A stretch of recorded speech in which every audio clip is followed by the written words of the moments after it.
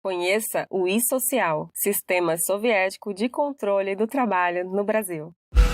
Este é a Visão Libertária, sua fonte de informações descentralizadas e distribuídas.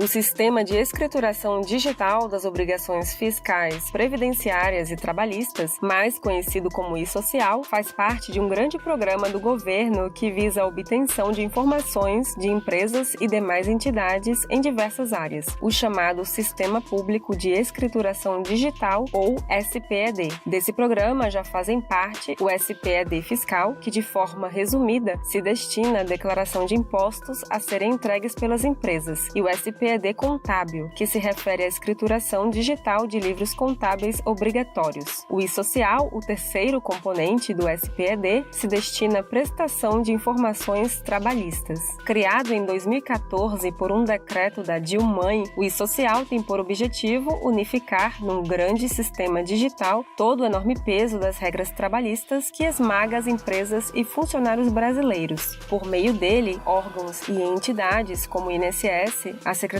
de Trabalho, a Caixa Econômica Federal e a Justiça do Trabalho trabalhariam de forma conjunta, usando um único banco de dados para acessar as informações trabalhistas de que necessitam para atrapalhar quem produz riqueza. Hoje, a maioria das empresas faz o pagamento dos chamados encargos trabalhistas por meio de 3 guias: a guia de FGTS, com vencimento mensal nos dias 7, e as guias de INSS e a do Imposto de Renda retido na fonte, que vencem nos dias 20. Com o e-Social, de acordo com o projeto inicial, haveria apenas uma guia, que unificaria todos esses recolhimentos, facilitando o pagamento dos encargos. Com as informações prestadas a esse sistema, também seriam extintos a carteira de trabalho e o livro de registro de empregados, sistemas arcaicos de contratação e controle de funcionários das empresas. Além disso, uma infinidade de declarações trabalhistas, como o CAGED, a RAIS e a GFIP, deixariam de ser prestadas, sendo todas substituídas pelos inputs no e-Social. Parece muito bom, né? Afinal, a desburocratização deveria ser vista como uma boa coisa. Ainda mais quando lembramos que o Brasil está no top 10 no quesito dificuldade de prestar informações obrigatórias aos entes federados. No ranking Doing Business, que analisa segundo vários critérios a facilidade ou dificuldade para a atuação de empresas, o Brasil aparece na vergonhosa posição de 184 entre 190 países, no quesito pagamento de impostos, com uma média de inacreditáveis 1.500 horas por ano gastas pelas empresas para realizar pagamento de 10 impostos, que consomem 64,7% por ano do lucro. Porém, existem aí 2 problemas, um de ordem ética e o outro de ordem econômica. Vamos começar pelo segundo. O mais evidente ponto é que existe uma grande diferença entre o que o governo diz que vai fazer e o que ele efetivamente faz.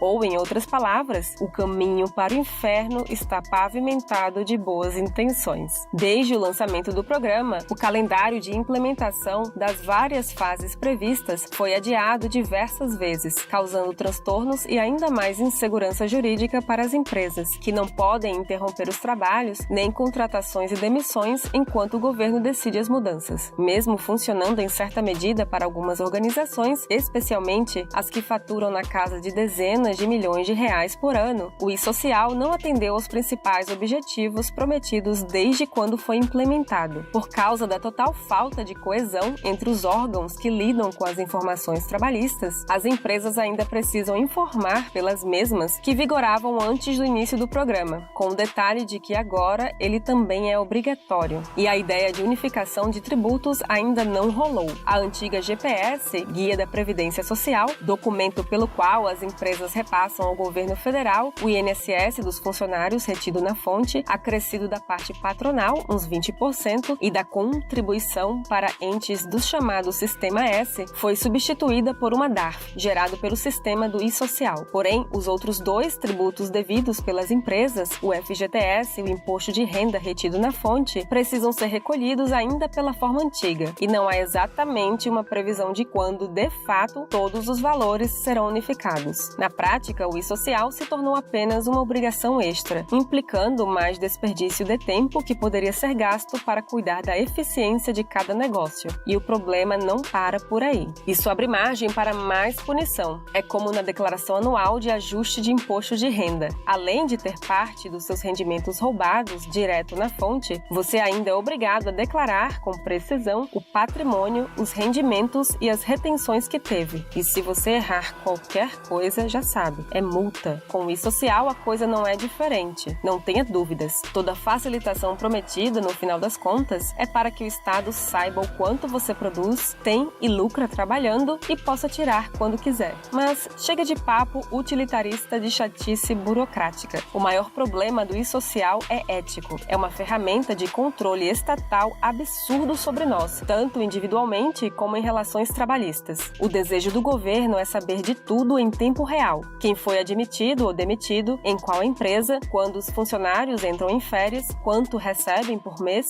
quando uma funcionária sai e volta de licença maternidade, quando alguém recebe aviso prévio para ser demitido e um monte de detalhes das relações empregatícias. E se, por algum motivo, você pensa que o Estado quer todas essas informações para proteger o trabalhador, é melhor repensar. O Estado quer saber o quanto cada pessoa quer proteger o patrimônio dos impostos cobrados. É o grande irmão vigiando tudo e todos. Nesse sistema, ambos, empregador e empregado, perdem, menos o Estado, que se torna ainda maior e mais controlador. A essência da ironia desse sistema soviético de controle do trabalho é que são exatamente as instituições públicas que serão os últimos a entrar no e-social. Enquanto as microempresas já estão na terceira fase do programa, os órgãos estatais só iniciarão a primeira fase em julho de 2021. E isso se não houver mais prorrogação. O pesado passivo trabalhista também promove alta dos índices de desemprego e pressiona os salários para baixo. Eles levam as empresas a ofertar uma pior variedade de trabalho e remuneração aos brasileiros, graças à CLT. O valor de cada função no mercado é depreciado por conta dos penduricalhos legislativos que, longe de melhorar a vida, só garantem os ganhos de uma casta bem posicionada no Estado, que vive do trabalhismo. Tudo porque quem está relacionado à CLT está preso a um sistema arcaico, que é um grande imposto trabalhista criado pela ditadura fascista de Getúlio Vargas. O e-social, que retoricamente visa a redução da burocracia trabalhista, tem servido apenas para impor mais controle estatal aos empresários e aos trabalhadores, aumentando as já enormes obrigações, cujas incoerências promovem mais insegurança jurídica e ainda não proporciona as proteções que defende. Esse sistema prejudica a liberdade e inspira reações que promovem conflitos.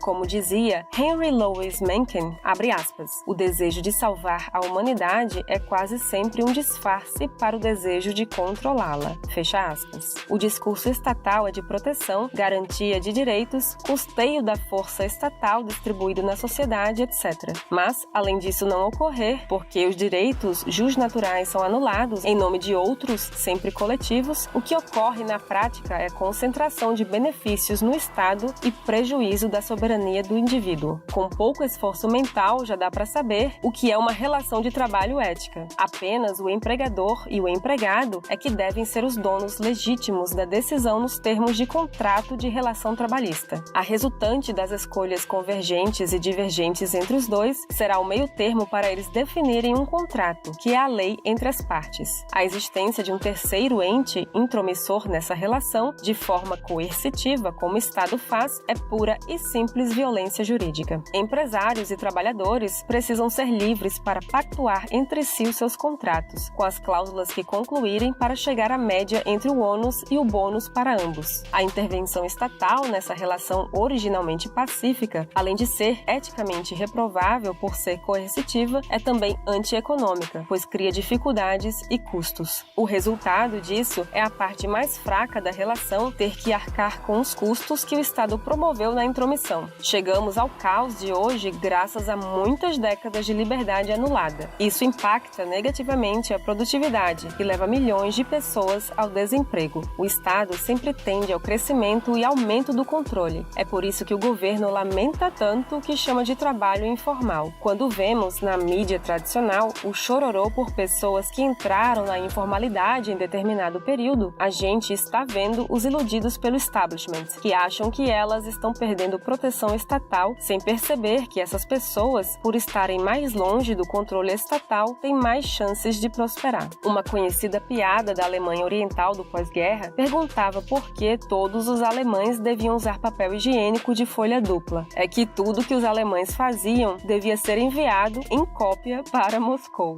Não podemos voltar no tempo para saber como era viver sob o regime soviético, mas, se quisermos ter uma ideia bem próxima de como era, talvez baste apenas olharmos para o regime trabalhista brasileiro. É provável que o I-Social, o nosso novo e moderno sistema de declarações trabalhistas, fizesse inveja à gente da laia de Joseph Stalin. Obrigada por sua audiência. Este artigo foi sugerido e escrito por Não Aproveitado, revisado por Stanley Calderelli e narrado por Baby Yoda. Se você quiser contribuir para a causa da liberdade, clique no like e compartilhe o vídeo em sua rede social. Considere também se inscrever em nosso canal e clicar no ícone de campainha. Até a próxima!